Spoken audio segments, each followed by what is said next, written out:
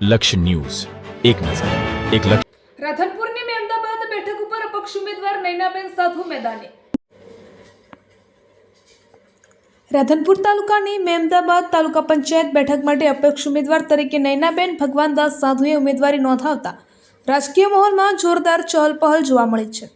ઉમેદવારી નોંધાવવા છતાં નૈનાબેન સાધુ મોટી સંખ્યામાં સમર્થકો સાથે હાજર રહ્યા હતા, જેમાં કાર્યકર્તાઓને સ્થાનિક આગેવાનોમાં ભારે ઉત્સાહ અને આત્મવિશ્વાસ ઝળહળતો જોવા મળ્યો હતો.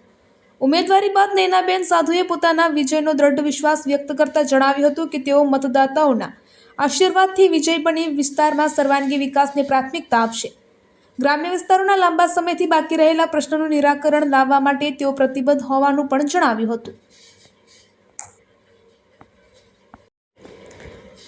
તેમણે પોતાના વિકાસ એજન્ડા અંગે સ્પષ્ટતા કરતા જણાવ્યું હતું કે વિસ્તારમાં રોડ રસ્તાઓને પાકા અને ટકાઉ બનાવવામાં આવશે.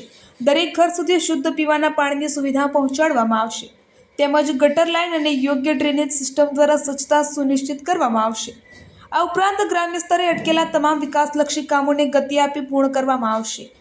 આ પ્રસંગે ઉપસ્થિત સમર્થકોમાં પણ જીત અંગેનો ભારે આત્મવિશ્વાસ જોવા મળ્યો હતો, જેના કારણે મહેમદાબાદ બેઠક પર ચૂંટણી જંગ વધુ રસપ્રદ અને કટોકટીપૂર્ણ બનવાની સંભાવનાઓ તેજ બની છે.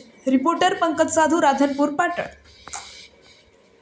રાધનપુર તાલુકાનું ગામ મહેમદાબાદ, એમાં હું અપક્ષમાં ફોર્મ ભર્યું હું અને મારું ગામ મને બધી રીતે સહકાર આપે છે અને હું એ સંમતથી ફોર્મ ભરું છું, બરાબર. અને જે કામ હશે ગામની અંદર એમાં હું પ્રેમથી એમને કરી બતાવીશ. શું નામ છે? સાધુ નૈનાબેન ભગવાનદાસ.